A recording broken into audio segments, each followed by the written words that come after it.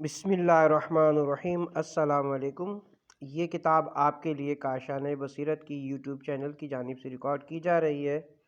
اب ہم کتاب روح الحیات کا پارٹ نمبر 11 پڑھیں گے۔ صفات امام علیہ السلام کا بقیہ حصہ۔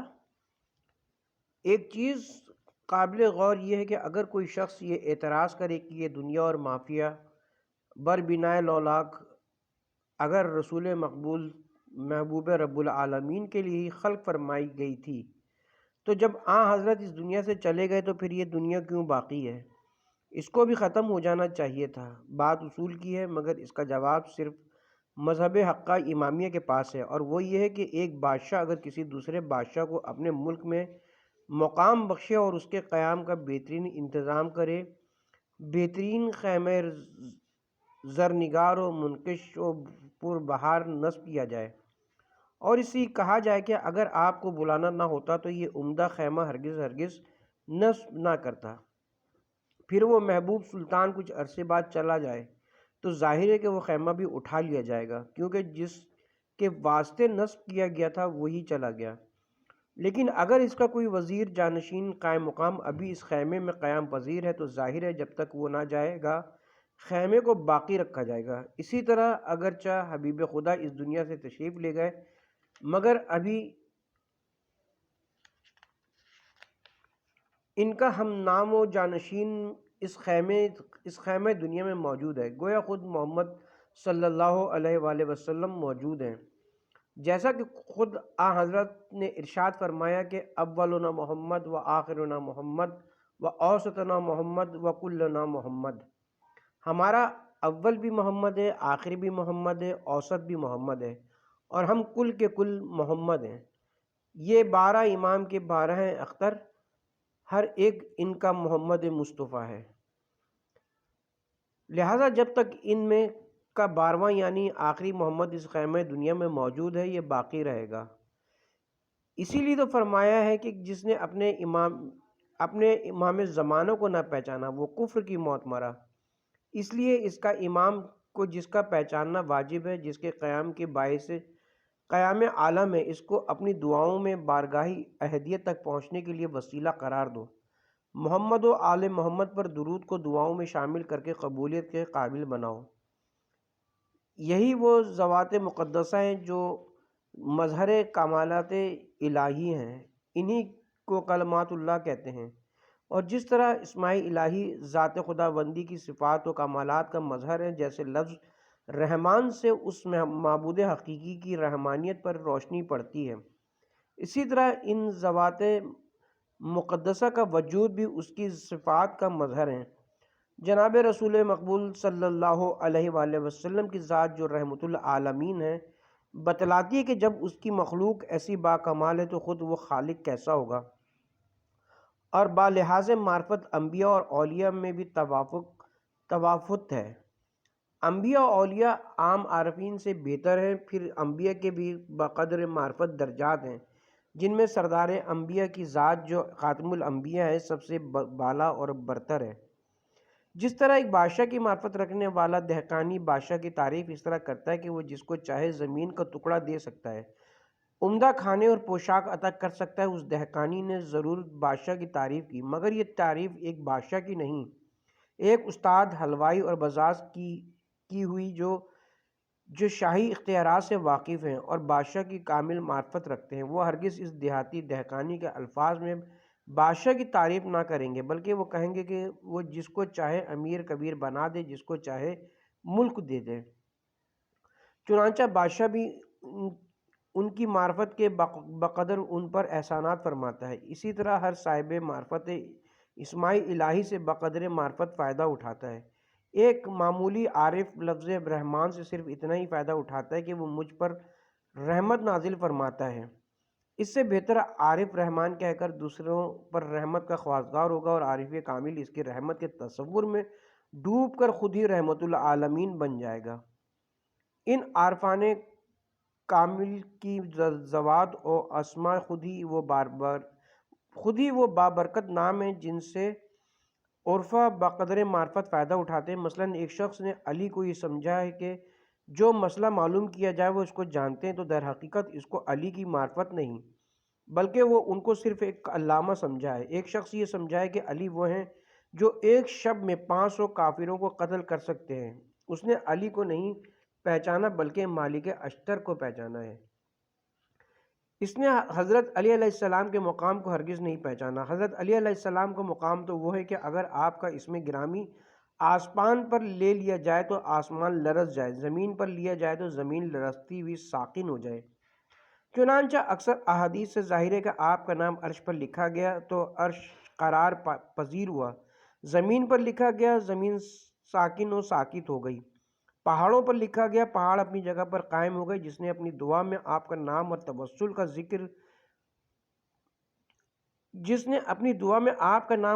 کا ذکر کیا ہو، بقدر معرفت دعا قبول ہوئی۔ بہرحال معرفت شرط ہے۔ اندھوں کے شہر میں ایک ہاتھی آ گیا، مشہور ہو گیا، بڑا عظیم جسم والا جانور شہر میں آیا ہے۔ سارے اندھے دوڑ پڑے۔ ایک اندھے کے ہاتھ میں ہاتھی کا کان آیا، اس نے اس پر ہاتھ پھیر کر خوب دیکھا۔ دوسرے کے ہاتھ میں سونڈ آ گئی، تیسرے نے اس کے دانت پر ہاتھ پھیرا، چوتھے نے پیر پر ہاتھ پھیرا، پانچویں نے پیٹ پر ہاتھ پھیرا۔ جب ہاتھی چلا گیا اور یہ اندھے مل کر بیٹھے تو جس نے ہاتھی کے کان پر ہاتھ پھیرا تھا وہ کہنے لگا کہ ہاتھی ایک کمبل کی طرح ہوتا ہے۔ دوسرے نے کہا نہیں بھائی، میں نے خوب اچھی طرح ہاتھ پھیر کر دیکھا تھا، وہ تو سوراخ دار نالے کی طرح ہوتا ہے۔ تیسرے نے کہا بالکل غلط، میں نے اچھی طرح ہاتھ پھیر کر دیکھا تھا، وہ بالکل ایک ستون کی مانند تھا۔ اور جس نے پیٹ پر ہاتھ پھیرا تھا اس نے کہا کہ تم سب غلط کہہ رہے ہو، ہاتھی تو مکان کی چھت کی طرح ہوتا ہے۔ آپس میں بڑی تکرار ہوتی رہی، قریب تک کہ لڑائی چھڑ جائے کہ اتنے میں ایک بینا شخص آ گیا۔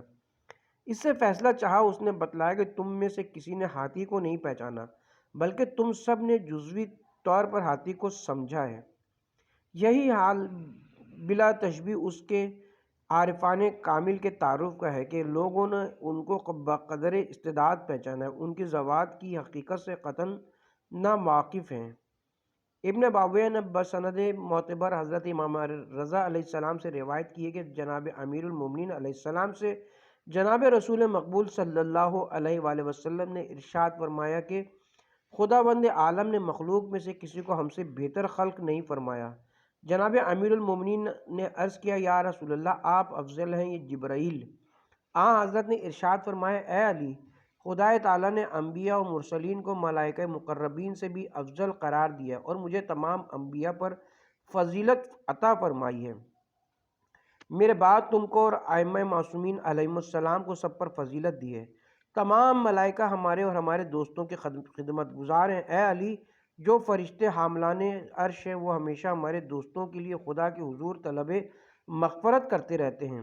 اے علی، اگر ہم نہ ہوتے تو اللہ تعالیٰ نہ آدم کو پیدا کرتا، نہ حوا کو، نہ بہشت کو خلق فرماتا، نہ دوزخ کو، نہ آسمان کی تخلیق ہوتی، نہ زمین عالم وجود میں آتی، اور ہم ملائکہ سے افضل کیوں نہ ہوں، کیونکہ ہم ان سے پہلے اللہ کی معرفت رکھتے تھے اور اس کی تسبیح و تحلیل بجا لاتے تھے۔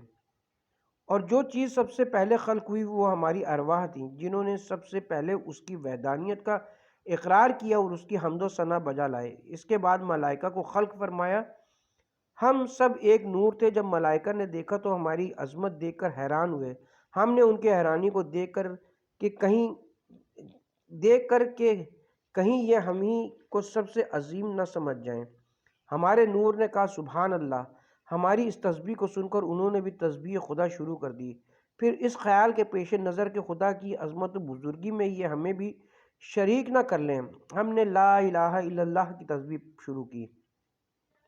چنانچہ ملائکہ سمجھ گئے کہ اللہ کی عظمت و بزرگی میں کوئی شریک نہیں۔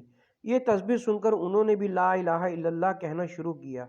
پھر اس لیے کہ ہماری رفعت و بلندی کو دیکھ کر ہمیں بلند تر نہ سمجھنے لگے، ہم نے کہا اللہ اکبر، اور اس لیے کہ کہیں وہ قوت و قدرت میں ہمیں ہی بڑا نہ سمجھنے لگے، ہم نے کہا لا حول ولا قوت الا باللہ، تاکہ ان کو معلوم ہو جائے کہ ہماری ساری قوت و طاقت اللہ تعالیٰ ہی کی عطا کی کردہ ہے، اور اس لیے کہ ملائکہ یہ نہ سمجھ لیں کہ ہماری یہ تمام تر طاقت و غلبہ اللہ تعالیٰ کی تسبیح اور حمد و ثنا کے باعث ہے۔ ہم نے کہا الحمدللہ۔ ملائکہ نے بھی کہا الحمدللہ۔ اس طرح ملائکہ نے ہم سے خدا کی تسبیح و حمد و ثنا کرنی سیکھی۔ پھر خدا نے حضرت آدم کو پیدا کیا اور ان کے صلب میں ہمارا نور ودیت فرمایا۔ پھر فرشتوں کو، اس لیے کہ ہم اور ہمارا نور صلب آدم میں تھا، حکم دیا کہ آدم کو سجدہ کرو۔ فرشتوں نے سجدہ تکریمی حضرت آدم کو کیا، لہٰذا ہم لحاظ معرفت خداوندی اور وجود ازلی فرشتوں سے افضل ہوئے۔ اور جب مجھے آسمان پر لے جایا گیا تو جبرائیل نے اذان و اقامت کہی اور مجھ سے درخواست کی کہ میں نماز پڑھاؤں۔ میں نے پوچھا کیا میں تم سے افضل ہوں؟ جبرائیل نے کہا جی ہاں، خداوند عالم نے پیغمبروں کو تمام ملائکہ پر فضیلت دی ہے اور آپ تمام پیغمبروں سے افضل ہیں۔ اس کے بعد جب میں حجاب نور میں پہنچا تو جبرائیل نے کہا کہ اب آپ تشریف لے جائیے، میں آگے نہیں جا سکتا۔ میں نے کہا تم مجھے تنہا چھوڑ کر جا رہے ہو؟ جبرائیل نے کہا اے محمد، یہ میری آخری حد ہے، اس سے آگے اگر بڑھ جاؤں تو میرے بال پر جل جائیں گے۔ پھر میں دریائے نور میں داخل ہوا اور یہ وہ مقام تھا جہاں فرشتوں کا بھی گزر نہیں۔ وہاں ایک آواز آئی اے محمد۔ میں نے کہا لبیک یا رب۔ خدا نے فرمایا اے محمد، تو میرا بندہ ہے اور میں تیرا خدا ہوں، بس میری ہی عبادت کر اور مجھے پر توکل کر، اس لیے کہ تو میرا وہ نور ہے جس کو میں نے اپنی مخلوق کی طرف اپنی حجت بنا کر بھیجا ہے۔ میں نے تیرے اور تیرے تابعین کے لیے بہشت کو خلق فرمایا ہے اور تیرے اوصیاء کے لیے بلند درجات قرار دیے ہیں اور ان کی شیعوں کے واسطے ثواب عظیم بخشا ہے۔ میں نے عرض کیا پالنے والے میرے اوصیاء کون ہیں؟ آواز آئی کہ تیرے اوصیاء کے اسما ہم نے ساق عرش پر لکھ دیے ہیں۔ میں نے نظر کی تو دیکھا ساق عرش پر نور کی سطروں میں ہر وصی کا نام لکھا ہوا تھا۔ سب سے پہلے علی ابن ابی طالب علیہ السلام کا نام اور آخر میں مہدی و آخر الزماں کا نام تھا۔ میں نے کہا مالک کیا یہ سب میرے اوصیاء ہیں؟ آواز آئی اے محمد، یہ سب اولیاء اور اوصیاء میرے ہیں جو تیرے بعد تمام مخلوق پر حجت ہیں۔ مجھے اپنی عزت و جلال کی قسم کہ میں اپنے دین کو انہی کے ذریعے سے قائم رکھوں گا اور آخری ان کا قائم وہ ہوگا جو زمین کو میرے دشمنوں سے پاک کر دے گا۔ مشرق اور مغرب کا وہ حکمران ہوگا جس کی حکومت اور سلطنت قیام عالم تک قائم و دائم رہے گی۔ حضرت امام جعفر صادق علیہ السلام سے روایت ہے کہ جبرائیل جب جناب رسول خدا صلی اللہ علیہ وآلہ وسلم کی خدمت میں آتے تھے تو غلاموں کی طرح بیٹھتے تھے اور جب تک اجازت نہ ملتی تھی داخل نہیں ہوتے تھے۔ حضرت امام حسن عسکری علیہ السلام سے روایت ہے کہ ایک شخص نے جناب رسول خدا صلی اللہ علیہ وآلہ وسلم سے سوال کیا کہ علی افضل ہے یا ملائکہ؟ آپ نے فرمایا کہ وہ شخص جس کے دل میں علی کی سچی محبت ہو وہ ملائکہ سے افضل ہے۔ حضرت امام جعفر صادق علیہ السلام سے روایت ہے کہ ایک روز ایک یہودی رسول خدا کی خدمت میں آیا اور کہنے لگا کہ یہ بتلائیے کہ آپ اور آپ کی آل افضل ہیں یا حضرت موسیٰ؟ آپ نے فرمایا کہ اپنی تعریف اپنی زبان سے کرنا اگرچہ برا ہے لیکن تیرے سوال کا جواب دینا بھی ضروری ہے، لہٰذا سن اور غور سے سن۔ حضرت آدم سے جب خطا سرزد ہوئی تو آپ نے یہ دعا کی کہ خداوندہ واسطہ تجھے محمد و آل محمد کا میری غلطی کو معاف فرما۔ اللہ تعالیٰ نے حضرت آدم کی غلطی معاف فرما دی۔ حضرت نوح کی کشتی جب گرداب میں پھنس گئی تو آپ نے دعا مانگی پروردگارہ بحق محمد و آل محمد میری کشتی کو گرداب سے نجات دے۔ دعا قبول ہوئی۔ جب نمرود نے خلیل خدا حضرت ابراہیم کو آگ میں ڈالا تو آپ نے عرض کیا اے ابراہیم کے خالق، تجھے واسطہ محمد و آل محمد کا آگ کو سرد فرما دے۔ آتش نمرود سرد ہو گئی۔ حضرت موسیٰ پر جب دربار فرعون میں جادوگروں کے سانپوں نے حملہ کیا تو وہ خوفزدہ ہوئے اور دعا کی خداوندہ بحق محمد و آل محمد مجھے ان کے شر سے نجات دے۔ حکم ہوا عصا پھینک دو۔ موسیٰ نے عصا پھینک دیا اور وہ تمام سانپوں کو نکل گیا۔ دعا قبول ہوئی۔ اے یہودی، اگر موسیٰ آج آ جائیں اور میری پیغمبری کے قائل نہ ہوں تو ان کی پیغمبری بیکار ہو جائے، اور اے یہودی میرا ایک فرزند ہے، جب وہ بحکم خدا ظاہر ہوگا تو عیسیٰ آسمان سے آئیں گے اور اس میرے فرزند کے پیچھے نماز پڑھیں گے۔ معتبر ترین روایت ہے کہ جناب رسول خدا صلی اللہ علیہ وسلم نے فرمایا اے علی، سب سے پہلے خالق نے نظر ڈالی تو میرا انتخاب فرمایا، دوسری نظر ڈالی تو یا علی تمہارا انتخاب فرمایا۔ معتبر روایت ہے کہ اولاد حضرت آدم سے اللہ تعالیٰ نے جس روز عہد و پیمان لیے تو تمام پیغمبروں اور ملائکہ سے فرمایا کہ میں تمہارا پروردگار نہیں ہوں محمد تمہارے پیغمبر نہیں ہیں؟ علی ابن ابی طالب اور ان کی اولاد معصومین کیا تمہارے امام نہیں ہیں؟ سب نے جواب دیا ضرور ہیں۔ جنہوں نے سب سے پہلے جواب دیا ان کو اولو العزم پیغمبروں میں جگہ ملی، اور جس فرشتے نے سب نے پہلے جواب دیا اس کو مقربین میں شامل کر لیا۔ جناب رسالت مآب صلی اللہ علیہ وسلم نے ارشاد فرمایا، اے ابو ذر، جو کچھ میں نصیحت کر رہا ہوں اس کو یاد رکھو اور اس پر عمل کرو۔ اے ابو ذر، دو نعمتیں ایسی ہیں کہ آدمی ان سے غافل ہے، ایک صحت بدن، دوسری فرصت و فراغت۔ یعنی لوگ ان دو نعمتوں کو غنیمت نہیں سمجھتے اور غفلت میں پڑے ہوئے ہیں اور بعد میں پچھتاتے ہیں۔ اور اے ابو ذر، 5 چیزوں کو غنیمت سمجھ اور ان کی قدر کر جو 5 چیزوں سے قبل ہیں۔ نمبر 1، قدر کر جوانی کی پیری سے قبل، کیونکہ پیری میں لطف بندگی نہیں۔ نمبر 2، قدر کر تندرستی کی بیماری سے قبل، تاکہ تندرستی میں حق بندگی ادا ہو سکے۔ نمبر 3، قدر کر تونگری کی فقیری سے قبل، تاکہ جو کچھ تو چاہے راہ خدا میں دے سکے۔ نمبر 4، قدر کر فرصت کی عدیم الفرصتی سے قبل، تاکہ بندگی کو بسکون قلب ادا کر سکے۔ نمبر 5، قدر کر زندگی کی موت سے قبل، کیونکہ موت کے بعد تو کچھ بھی نہیں کر سکے گا۔ اور اے ابو ذر، کار خیر میں تاخیر نہ کر، جس نیک کام کا ارادہ کیا ہے اس کو آج ہی کر ڈال، کیا معلوم کل تو زندہ ہو یا نہ ہو۔ اے ابو ذر، بہت سے ایسے لوگ تھے کہ دن ابھی باقی تھا اور وہ خود باقی نہ رہ سکے۔ بہت سے ایسے تھے کہ انہوں نے بہت سے کام کل پر رکھ چھوڑے تھے، کل نہ ہونے پائی تھی کہ وہ خود بے کل ہو گئے۔ اے ابو ذر، اگر تجھے معلوم ہو جائے کہ موت کا گھوڑا کس تیزی سے دوڑ رہا ہے اور تجھے کس تیزی سے موت کی طرف لے جا رہا ہے تو یقیناً طول امل لمبی چوڑی آرزوؤں سے گریز کرے۔ اے ابو ذر، دنیا ایک سرائے کے مانند ہے، اس میں مسافرانہ زندگی بسر کرو، اس کو اپنا وطن قرار نہ دو، بلکہ قبر کو اپنا وطن سمجھ لو اور اس کی آبادی کی فکر کرو۔ اے ابو ذر، جب تو صبح کرے تو شام کا تصور دل سے نکال دے، ہو سکتا ہے کہ تیری شام تجھ سے ملاقات نہ کرے اور تیری صبح شام سے ہمکنار نہ ہو سکے۔ اے ابو ذر، اپنی صحت سے فائدہ حاصل کر اس سے قبل کہ تو بیمار ہو جائے، اور زندگی سے فائدہ اٹھا اس سے قبل کہ موت آ جائے، اس لیے کہ نہیں معلوم کل تیرا نام زندوں کے فہرست میں رہے گا یا مردوں میں شمار کیا جائے گا، یا روز قیامت تیرا نام نیکوں کی فہرست میں ہوگا یا اشقیاء کی۔ اور اے ابو ذر، جو کچھ کرنا ہے آج اپنی زندگی میں کر لے اور مال دنیا جمع کرنے میں آخرت سے غافل نہ ہو، اس لیے کہ کل بعد مرگ تجھے واپسی کی اجازت نہ مل سکے گی، اور یہ مال دنیا جس کے واسطے تو چھوڑ کر جائے گا وہ تیری تعریف تک نہ کریں گے۔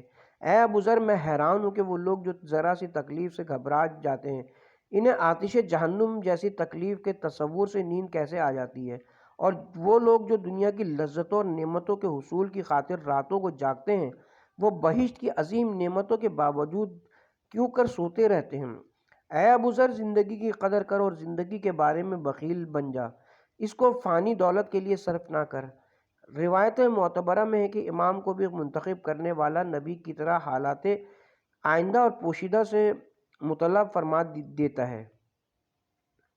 چنانچہ ایک بڑا مشہور و معروف کامل فن نجومی خدمت جناب امیر المومنین علیہ السلام میں حاضر ہوا اور کہنے لگا کہ میں منجم ہوں، سنا ہے کہ آپ بھی آئندہ کے حالات کے متعلق جانتے ہیں، میں کچھ سوال کروں یا آپ مجھ سے کچھ سوال کرنا چاہیں گے؟ آپ نے فرمایا، غیب کا علم سوائے خدا کی اور کسی کو نہیں ہے، مگر اتنا جانتا ہوں کہ اس عالم الغیب نے مجھے تعلیم فرمائی ہے۔ اگر تجھے دعوی غیب دانی ہے تو آپ نے اپنی مٹھی اس کے سامنے کر کے فرمایا، بتلا میری مٹھی میں کیا ہے؟ وہ دیر تک سوچتا رہا۔ آپ نے فرمایا، نہیں بتلا سکتا۔ اس نے کہا، یہ تو بہت معمولی سی بات ہے، مگر میں سوچ رہا ہوں کہ یہ چیز آپ کے پاس کیسے آ گئی۔ یہ فلاں پہاڑ کی چوٹی پر جہاں آج تک کسی آدمی کا گزر نہیں ہوا، ایک چڑیا کے گھونسلے کا ایک انڈا ہے۔ میں یہ سوچ رہا ہوں کہ آپ نے یہ وہاں سے کس طرح منگایا۔ آپ نے ہاتھ کھول دیا جس میں واقعی چڑیا کا انڈا تھا۔ آپ نے پھر مٹھی بند کی اور فرمایا، بتلاؤ اب کیا ہے؟ اس نے کہا، وہ انڈا جو اس چڑیا کے آشیانے سے اٹھایا گیا تھا، پھر اس کے آشیانے میں رکھ دیا گیا اور آپ کا ہاتھ خالی ہے۔ آپ نے ہاتھ کھولا تو اس میں اب واقعی کچھ نہ تھا۔ جناب امیر المومنین علیہ السلام نے اس سے فرمایا کہ ایک سوال اور کرتا ہوں، اگر تم وعدہ کرو کہ اس کا صحیح جواب دو گے۔ اس نے کہا میں وعدہ کرتا ہوں۔ آپ نے فرمائی یہ کمال تم نے کیسے حاصل کیا؟ اس نے کہا یہ پہلا سوال ہے جو آپ نے مجھ سے کیا ہے، میں نہ بتلاتا مگر وعدہ کر چکا ہوں۔ یہ کمال میری ایک ریاضت کا نتیجہ ہے، وہ یہ ہے کہ میرا نفس جس کام کی خواہش کرتا ہے میں اس کی ضد کرتا ہوں۔ آپ نے ارشاد فرمایا کہ تمہارا نفس مسلمان ہونے کے بارے میں کیا کہتا ہے؟ اس نے کہا انکار کرتا ہے۔ آپ نے ارشاد فرمایا پھر تو نے اس کی ضد کیوں اختیار نہ کی؟ وہ حیران رہ گیا اور اسلام قبول کر لیا۔ آپ نے فرمایا اب بتلاؤ میری مٹھی میں کیا ہے؟ اس نے بہت سوچا مگر یہ نہ بتلا سکا اور کہنے لگا کہ اسلام لانے سے تو مجھے بڑا نقصان پہنچا، وہ کمال ہی مجھ سے چھن گیا۔ آپ نے ارشاد فرمایا نقصان نہیں بلکہ اسلام نے تجھے بہت بڑا فائدہ پہنچایا ہے۔ اب یہ تزکیہ نفس، یہ نفس کشی تیری جو بڑی عظیم شے ہے، جو دنیاوی فائدہ تجھے دے رہی تھی، اب دینی فائدہ پہنچائے گی اور آخرت میں تیرے درجات بلند ہوں گے، جس کا میں ضامن ہوں۔ باب نمبر 6 مقاصد۔ مقصد اول نیک اعمال۔ ان نصح کا مقصد انسان کو اعمال نیک کی طرف رغبت دلانا ہے اور طولانی امیدوں سے روکنا ہے۔ 4 چیزیں انسان کو اعمال نیک سے روکتی ہیں۔ نمبر 1 اعمال نیک بجا لانے میں سستی اور کاہلی، کیونکہ شیطان انسان کو یہ فریب دیتا ہے کہ ابھی کافی وقت ہے، عبادت پیری میں بھی کی جا سکتی ہے، جوانی کا زمانہ عیش و عشرت میں گزارنا چاہیے۔ نمبر 2 ترک توبہ، اس خیال سے کہ ابھی بڑا وقت پڑا ہے، یہاں تک کہ موت آ پہنچتی ہے۔ نمبر 3 رغبت بجمع مال و دولت، دولت کی فکر میں انسان جب اپنے وجود کے فائدے اور نقصان سے قطعاً بیزار ہو جاتا ہے تو یہ لازمی نتیجہ ہے کہ ایسی حالت میں وہ خدا اور رسول کو بھی یکسر محو کر دیتا ہے۔ اس مالک کی قوت و طاقت سے بیزار ہو کر شب و روز مال دنیا کے حصول میں تگ و دو کرتا ہے اور اس کی عطا و بخشش سے منحرف ہو کر اپنے ذرائع و اسباب اور اعضاء و جوارح پر بھروسہ کرتا ہے، اور یہ بات اس کے ذہن میں بھی نہیں آتی کہ جسے چاہے دم بھر میں کر دے امیر، کہ ہے وہ اعلیٰ کل شیء قدیر۔ نمبر 4 شقاوت قلبی اور فراموشی آخرت۔ جناب امیر المومنین علیہ السلام نے ارشاد فرمایا کہ 2 خصلتیں جو بہت ہی خطرناک ہیں جن سے ڈرنا چاہیے وہ یہ ہیں۔ نمبر 1 خواہش نفس کے مطابق کام انجام دینا۔ نمبر 2 طول عمل۔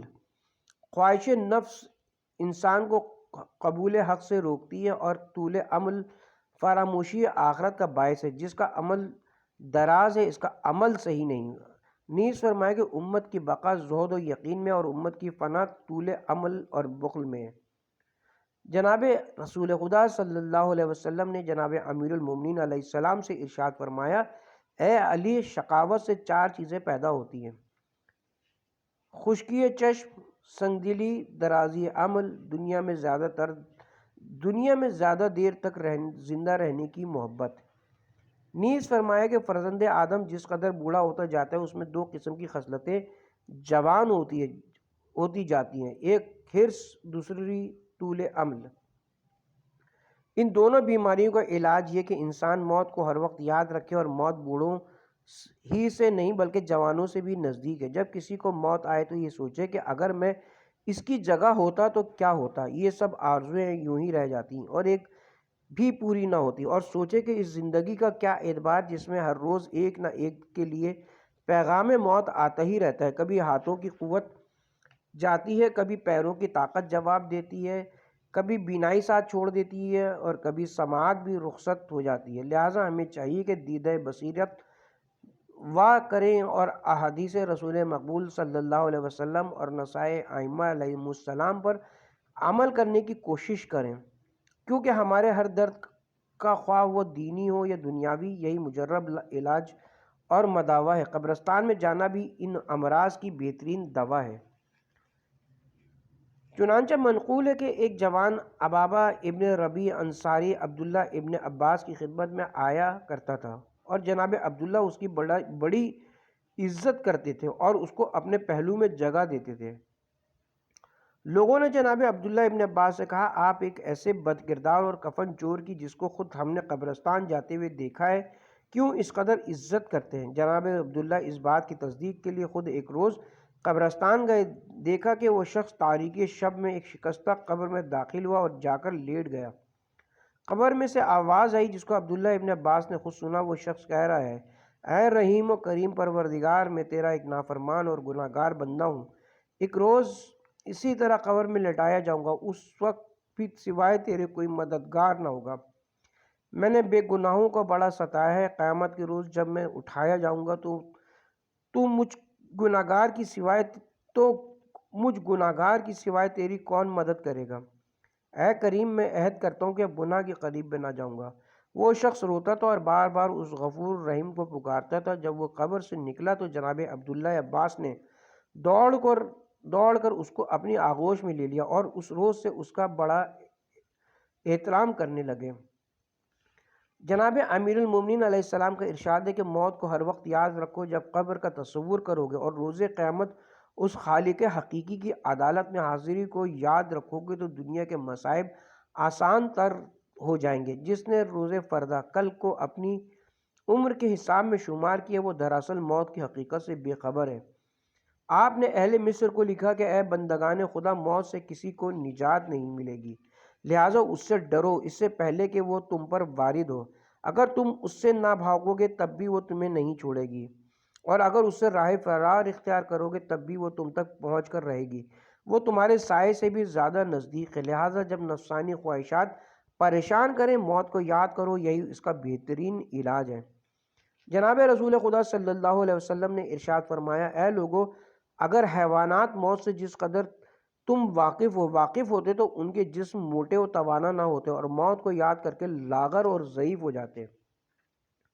جناب امیر المومنین علیہ السلام نے ارشاد فرمایا کہ جب انسان کا آخری دن ہوگا تو وہ اپنے مال کی طرف متوجہ ہوگا اور اس سے کہے گا کہ میں نے تیرے جمع کرنے میں بڑی تکالیف اٹھائی ہیں اور تیرے صرف کرنے میں بڑے بخل سے کام لیا ہے، بتلا تو میرے کس کام آئے گا؟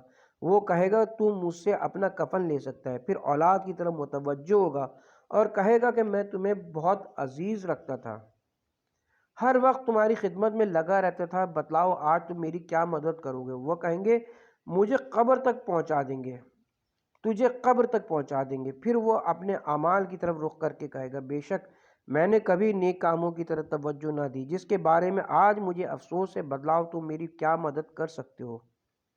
اعمال زبان حال کہیں گے، ہم قبر سے قیامت تک تیرے ساتھ رہیں گے، اس عرصے میں کبھی تجھ سے جدا نہ ہوں گے، پیش خالق تیرے ہمراہ ہوں گے۔ اگر وہ شخص خدا کے دوستوں میں سے تھا تو ایک شخص اس کے پاس آئے گا اور جو نہایت پاک و پاکیزہ ہوگا، جس کے لباس سے خوشبو آتی ہوگی، یہ شخص اس سے دریافت کرے گا کہ تو کون ہے؟ وہ کہے گا میں تیرے اعمال صالح ہوں۔ جب تو دنیا سے کوچ کرے گا تو تیری قیام گاہ جنت ہوگی۔